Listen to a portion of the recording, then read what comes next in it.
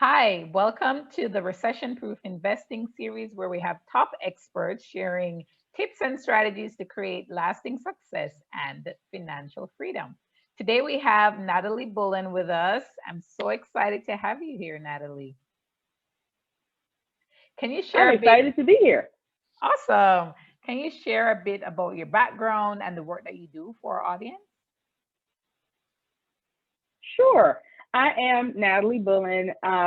In a previous life, as a licensed financial advisor, but I've actually moved into entrepreneurship and have launched a movement, a company, a feeling called Unapologetic Wealth. And I serve ambitious BIPOC women who are in service-based industries like attorneys, virtual assistants, coaches, consultants, and strategists, teachers, how they can make up with their money. A lot of us are fearful about our finances.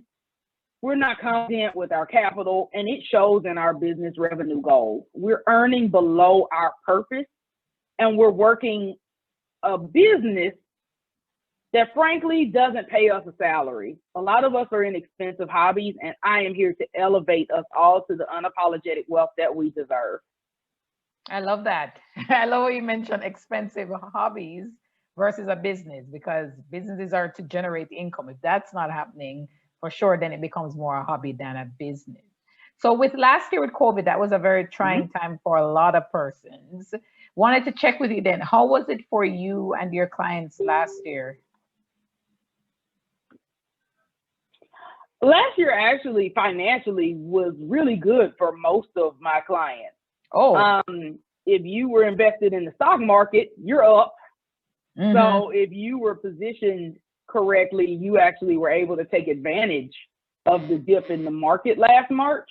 I think there's also more flexibility. Quite a few of my clients were sent to work from home or put on a flexible schedule. Myself, I went from working 5 days a week to 2 days a week, but at the same pay. So I was Okay. actually able to lose weight, focus on myself, create an extra stream of income. Ooh, So for me, financially, the pandemic was actually beneficial. It gave me the time and the space to really discover what I wanted to do. Now, of course, there have been some people who were laid off or who were fired from their jobs, but that also can be a blessing in disguise. A lot of us are in dead-end jobs that we know are dead-end jobs. We're just too fearful to quit. And so I have a client who got laid off, and that actually gave her the ability, the kind of push to start her business and start running it as a business, oh, wherein she had been helping people for free. Now she was emboldened to start charging them because she had a mortgage to pay. So all in mhm. all, my clients have flourished in the pandemic. Oh, that's amazing. That's amazing. That's quite different from the stories of many persons who have been struggling, lost jobs, lost family members, and it's Hmm. just really been a hard time for them. So it's Yeah. very empowering to know that your work has really elevated persons financially and to empower them also in their Hmm. businesses to be making money. And so also then Yeah, for as we sure. think as we think about your work, what would be some of the strategies that you would say to persons in business? What are probably three things that you think persons in business would really benefit from in this post-COVID new normal? Yes. One, I think that people should work on their passive income streams. Hmm. Think about what happens if you were to get sick, if you were to be diagnosed with COVID, if you were hospitalized, unfortunately, if someone in your family were to pass away or get sick and you had to become a full-time caretaker for them, could your income keep coming in? Is your income Yeah. dependent on your time? Are you trading time for dollars? Yeah. That works when you have time and health, but what if you don't?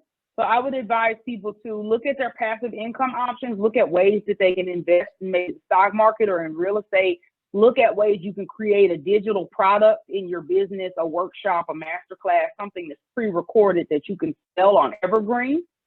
Look Yeah. at ways that you can get more business in without having to do more work, like maybe running Facebook ads, right? I think two, people should look into hiring a coach. I'm not saying that as a plug for me because I'm not the coach for everybody, and I love to tell people that. But a lot of people are struggling in their business or their lives because they don't have the expertise to move themselves forward. And they are fearful in that scarcity mindset. They don't want to spend money. Oh, I need a CPA, but I can't afford one. Well, the mistakes that you're making on your taxes or being an LLC instead of an S Corp, true. Right, you're probably losing the fee that you were going to pay the accountant. I think it's important for us to really say, this is my area of expertise. This is where I should live, and outsource those other things. Yeah. And 3, I think people should really focus on their self-care. For me, self-care looks like hiring a housekeeper. So I actually have someone that comes and cleans my home twice a month. Yeah. I'm going to look into meal preparation services to kind of, my husband cooks, but obviously I'm not going to have him cooking breakfast, lunch, and dinner because he has work to do as well. Yeah. So looking for ways to supplement the cooked meals in our home. I'm going to get someone to do laundry. I'm hiring an interior decorator. Self-care is not just facials and makeup. Self-care is anything that gives you back a piece of yourself. And I learned that housewifery is really not my zone of genius at all. It's probably my zone of mediocrity. I'm pretty poor at it. It takes me 2-3 days to get laundry done. And I think someone who cared more could get it done in about 2 hours. So I think those would be my strategies. 1, look into a passive income stream. 2, hire a coach, a strategist, a consultant in your life or your business or career. And then 3, focus on self-care and delegation. Yeah, because that's critical for business owners. Like, we pour so much of our time and our energy into our businesses, and we're pushing, especially now coming out of COVID, when we're still trying to figure out what things will look like.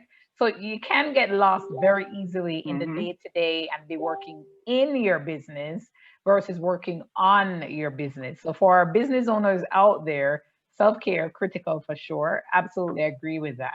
But as you mentioned, passive income, I absolutely agree also that post-COVID, we need to focus on having multiple income streams. What are your thoughts around that? Do you believe people should just have one main source and then smaller ones, or do you believe that there's need to diversify when it comes to your income stream? I believe in multiple income streams, but only if they're significant. You get a quarterly dividend check of $1.29. I just don't know that you can count that as an income stream. Yeah. And when I meet people that say they have 7 income streams, it's a job that makes 90% of their income and then little tiny tidbits elsewhere. Yeah. I think you should focus on one thing until it gets you to your money goal. For instance, if you're working a part-time job that brings in $2,000 a month, and then you have a business that makes $5,000 a month. If you were to trade the 20 hours a week you work in your part-time business, your part-time job in your business, could you make more than that $2,000? Yeah. Right. So sometimes people will stay in 2-3 different areas when, if they consolidated, they could make more in their strongest area. So it depends. I dislike here's what I don't like, or here's what I don't recommend. When people do anything somebody will pay them for. They're a CPA, working towards a CPA, they're accountant, they do hair, they do lashes, they sell mugs and t-shirts. Yeah. They have an Airbnb in Atlanta, but they don't live in Atlanta. They sell teeth whitening kits. They sell flat tummy tea. They're licensed to sell Primerica. They do Mary Kay. And this is all one person. You go on their page and the link tree is like a manuscript. A big tree. To me, that makes it look right. That makes it an actual tree. It makes it look like serial entrepreneurship, to me, looks sloppy when your industries are unrelated. Now, if you're a speaker who's also an author, that makes sense. Lots of speakers have books. But I see people with these multiple streams of income. Yeah. Streams run off of a main body of water. Let's think about an ocean and then streams. Think about a river and then streams. It's not 7 disconnected rivers. It's not the Pacific Ocean and the Atlantic Ocean to get it. No, it's not just go out and find anything people will pay you for and put it on your resume. It's Natalie is a business coach. She helps women make more money in her group coaching program. So maybe Natalie could also host a retreat.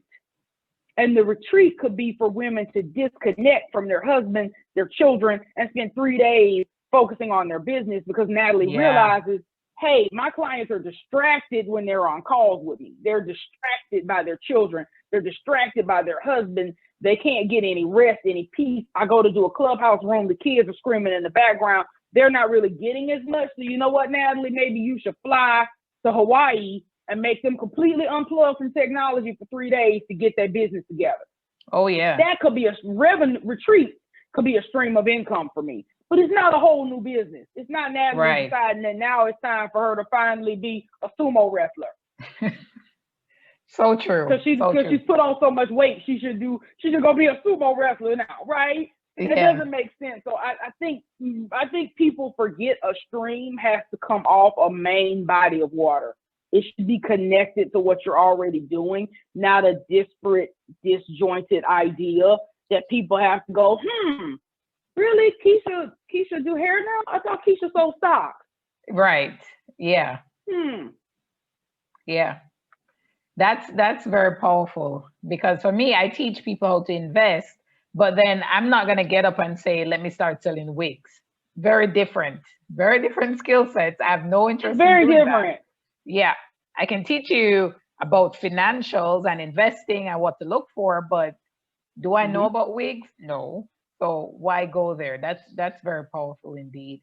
But so you're dropping the gems. That too. A lot of us are going into areas. Yeah, a lot of us are going into areas we have no expertise in. Like, we have no business doing this stuff. We're just doing it because people will pay us. But all money ain't good money. Just because somebody's willing to pay you to do something doesn't mean that that's the best use of your time. Right. Or if it's the next hot thing and so you're doing it because everyone is doing it, then is it really for you? Right. So important things to consider there. How can we find you? Okay, you're dropping gems. I'm sure the audience would love to find you, to talk more with you. How could persons reach out to you? You can find me on Instagram. My handle is Unapologetic Wealth. My website, similarly titled, is unapologeticwealth.com. And you can find me on Clubhouse. That's really where I live as a speaker. I love to show up and show out there. And so on Clubhouse, I am at fiscally_minded. And that's not physically like active movement. It's fiscally like fiscal policy. Yeah, fiscally minded. Awesome. This has been amazing, Natalie. Thanks for sharing your time with us and your strategies and your tips. I'm sure it's going to be very useful to a lot of people. Thank you for your time. I hope so. Thank you.